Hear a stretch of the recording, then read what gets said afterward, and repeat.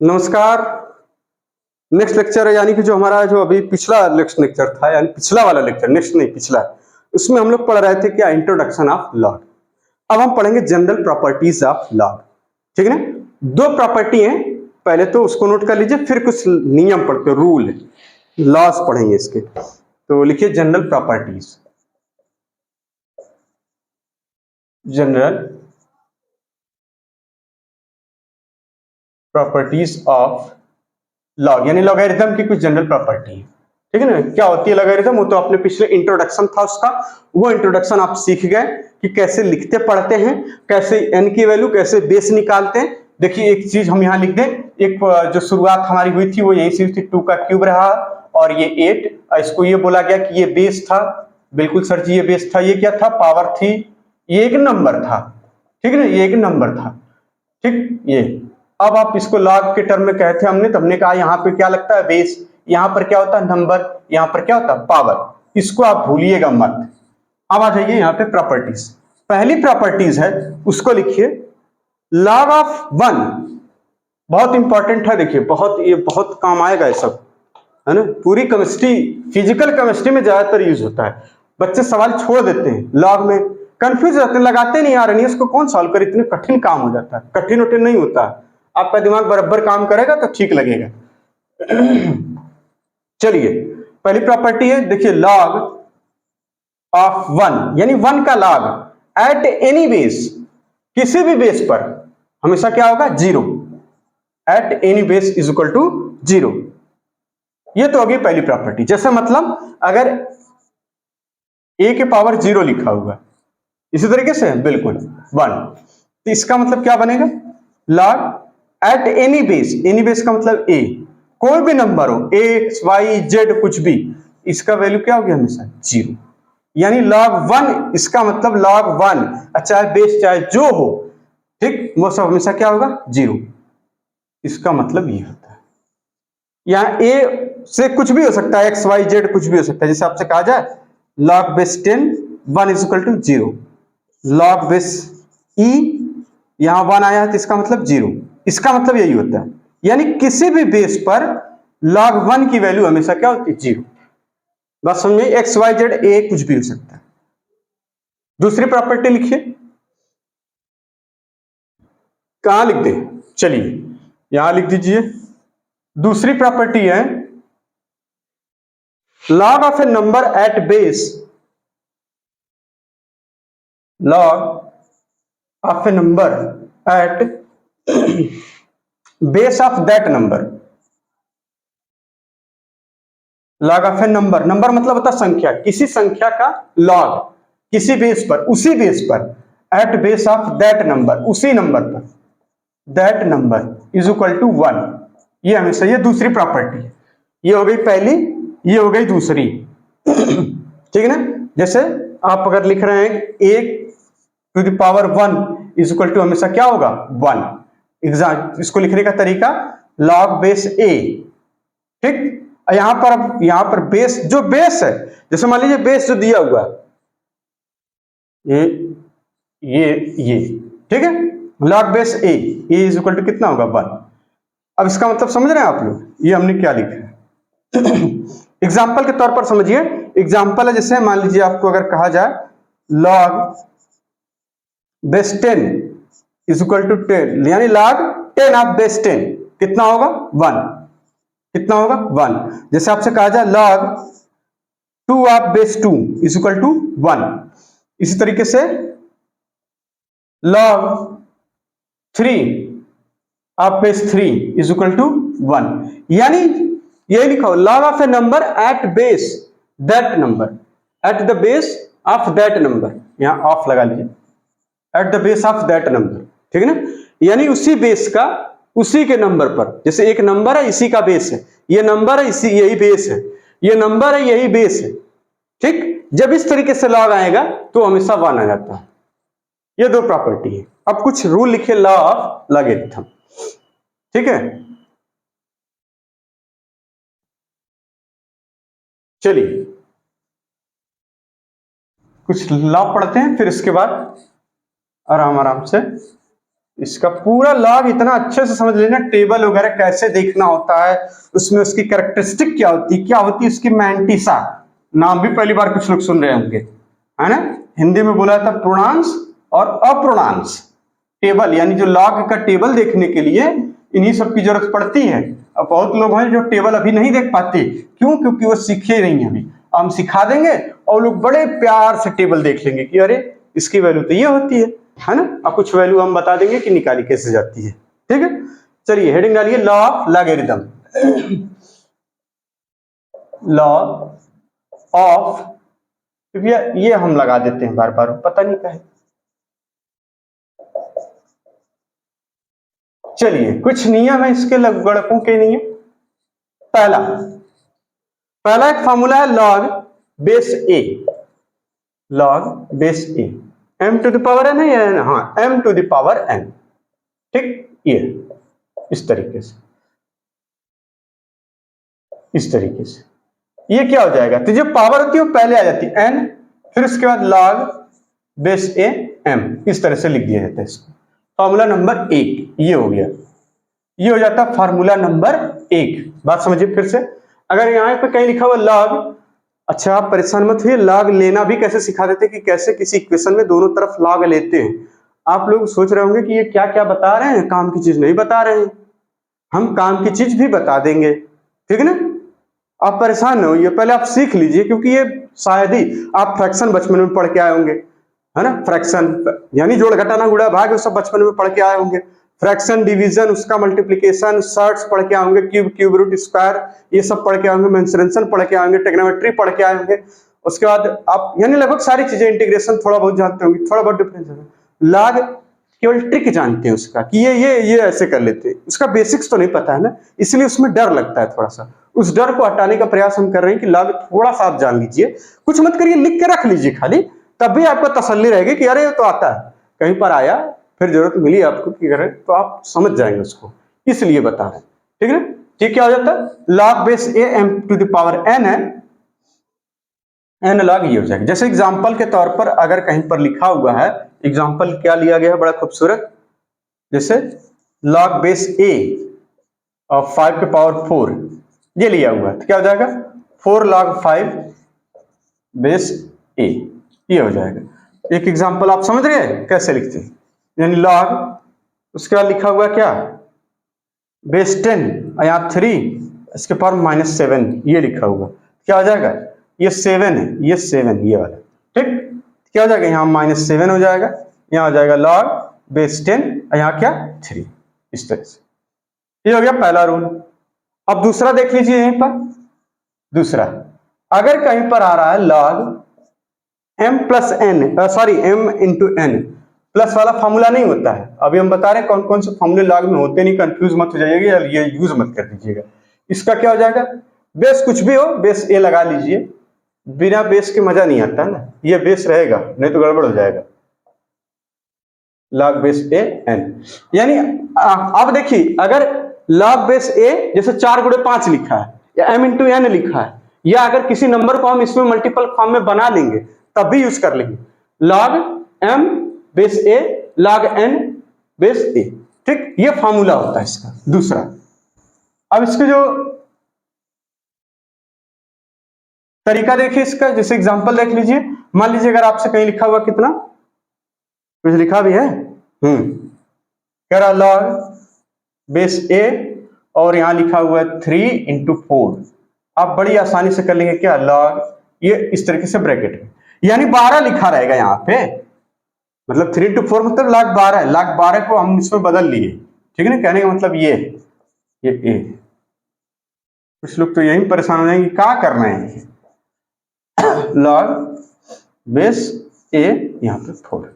ठीक है, एक एग्जांपल, जैसे मान लीजिए आपके पास लिखा हुआ है लॉग बेस ए, यहाँ पे लिखा हुआ 20, कह रहा है इसको इस फॉर्म में लिखिए, तो इस 20 को हम क्या लिख सकते हैं, बिल्कुल देखिए 5 इंटू 4 ये लिख लेंगे, तो इसको इस्तेमाल कर देंगे क्या लॉग बेस ए 5 और प्लस लॉग बेस ए 4, इस तरीके से।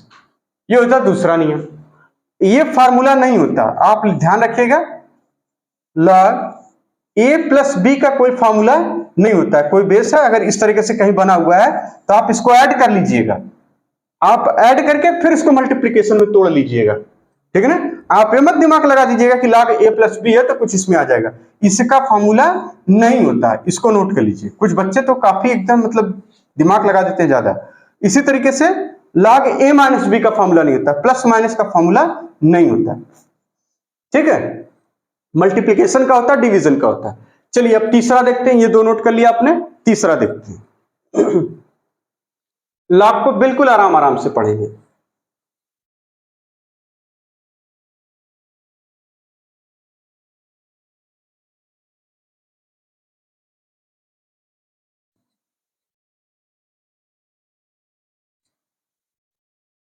तो log a plus b log a minus b formula नहीं होता है, लेकिन log m इंटू या a इंटू बी होता है ना, m इंटू n होता है। कुछ भी लिख दिए, एक्स वाई लिख दीजिए, आप तो समझदार है। फिर लिखा जा रहा है तीसरा, तीसरा लिखा हुआ क्या, log base a m by n है ना, m बाई n क्या हो जाएगा ये, कुछ नहीं, जो तरीका उसको छोड़ेंगे। ऊपर वाला पहले लिख देते हैं, ऊपर वाले में से नीचे वाले को घटाते हैं। अगर मान लीजिए साइन चेंज कर दिया, माइनस यहाँ कॉमन ले लिया तो ये ऊपर हो जाता है। अब परेशान मत हुई, आता है, कई बार ऐसा हुआ है। फिजिकल केमिस्ट्री में जब आरएनएस इक्वेशन का इस्तेमाल करते हैं, log k2 बाई k1 का एक फॉर्मूला याद रखिए, याद आ रहा है, चलिए पढ़ाएंगे तब याद आएगा। आरएनएस इक्वेशन में जिसमें एक इक्वेशन होती थी ना 1/2.3 यानी डेल्टा H अपॉन 2.303 R, उसके बाद ब्रैकेट में 1/T1 माइनस का 1/T2, ये कहां से आ जाता है उसमें, ये log k2 बाई k1 क्यों हो जाता है, k1 अपॉन k2 क्यों नहीं होता। कुछ याद आ रहा है, अगर शायद याद आ रहा हो या अभी आप 11th में है तो आगे मिलेगा, ठीक है ना। तो हो जाता है log बेस a, क्या लिख देंगे यहाँ पे m, माइनस हो जाएगा, देखिए डिवीजन में क्या चलेगा माइनस, log बेस a या n, ये एक फॉर्मूला होता है इसका, ये ठीक है। अब इसका एग्जांपल, एक ही से तो काम चल जाएगा, एक एग्जांपल बहुत है। log बेस a 5/4 कहीं ये आया है तो आप बहुत आसानी से लिख देंगे log बेस a, यहाँ पे देखिए 5, 4 नहीं 5, क्योंकि ऊपर वाला पहले लिखते हैं फिर माइनस नीचे वाले को, ये हो जाएगा 4। ये इस तरह से लिखने का तरीका हो। तो ये कुछ रूल हो गए। अब इसका यूज कैसे करते हैं, अब हम लोग नेक्स्ट लेक्चर में पढ़ेंगे क्या, logarithm eight the base of 10, पहले उसको सीखेंगे, फिर उसके बाद क्या लॉग टेबल सीखेंगे, ठीक है ना। चलिए लॉगरिथम भी पढ़ लेते हैं, सब बेस ऑफ 10 भी पढ़ ही लेते हैं, थोड़ा सा छोटा सा टॉपिक है ना, बहुत सही, छोटा सा टॉपिक है, उसको कुछ नहीं लिखिए, हेडिंग डालिए logarithm on the base of 10। ये फॉर्मूला नोट कर लिया आपने, इसका तरीका आपने यही सीखा, बिल्कुल सीखा सर जी। आपकी बार बेस ऑफ 10 जो हमारे काम का होता है, एक होगा बेस ऑफ e, उसके पहले एक उसका एक डिफरेंशियल या इंटीग्रल फॉर्म जो आता है एक्सपोनेंट के फॉर्म में आता है, ln जिसको पढ़ते हैं है ना, ln ऐसे लिखा रहता है, उसकी बात थोड़ी देर में करेंगे। जैसे ln इस तरह से लिखा जाता है जब आप इंटीग्रल फॉर्म पढ़ते हैं, जब आप इसको चेंज करते हैं तो बेस e आ जाता है, तो वो भी हम सीख लेंगे कि कैसे कहां से आता है पहले, तो फिर वो अब फिर उसका इस्तेमाल भी करेंगे कि इंटीग्रल में कैसे इस्तेमाल होता है, इंटीग्रल या डिफरेंशिएशन जब हम करते हैं, इंटीग्रेशन या फिर डिफरेंशिएशन में, तो कहां से यूज करते हैं या कैसे यूज करते हैं। चलिए तो हेडिंग है हमारी भैया logarithm on the base of 10, ये हेडिंग हो गई। अब कैसे करते हैं, जैसे मान लीजिए आपको पूछा जाए log बेस 10 1 की वैल्यू क्या होगी 0, हमने बोला था log 1 की value at any base is equal to 0 हमेशा। अब आ जाइए log बेस 10 अगर 10 लिखा हो तो वैल्यू कितनी होगी 1, ये जो 0 होता है वही यहां लिख दिया जाता है उसी के नंबर्स। अगर log बेस 10 100 है कितना हो जाएगा 2, क्योंकि 1 2 यानी क्यों, क्योंकि भैया ये पावर ही तो है, ये क्या यहाँ लिखना होता है पावर, जैसे आप यहाँ क्या लिखते हैं पावर ही तो लिखते हैं यहाँ पे। तो देखिए अगर यहाँ पे ये बेस है, चलिए बेस है, ये पावर है, ये पावर है, ये 100 है, तो जो पावर यानी 10 into 10 यानी 2 ही टाइम्स तो है, तभी तो यहाँ 2 लिख रहे हैं। तो इसमें कोई गणित मत लगाइए कि ये वैल्यू कैलकुलेट कैसे करेंगे लाख बेस 100,000 की। इसको आप समझ पा रहे हैं? ये हो जाएगा 3। लिखने का तरीका तो वही है इसका, तो वही ये आ जाएगा, यानी लाख बेस 10, यानी लाख 10 की वैल्यू 1, लाख बेस 10 100 की वैल्यू 2। इसी तरह अब बेस अंडरस्टूड होता है, अगर कहीं पर लॉग लिखा है इसका मतलब बेस 10 है, अंडरस्टूड है हमारे कैलकुलेशन में, फिजिक्स के और केमिस्ट्री में भी। ठीक, अब मान लीजिए अगर आपसे कहा जाए ये तो ये हो गया, अगर मान लीजिए पॉइंट में दिया हुआ, कुछ नहीं करना है, सारी चीजें धीरे धीरे बता लेंगे। कह रहा लॉग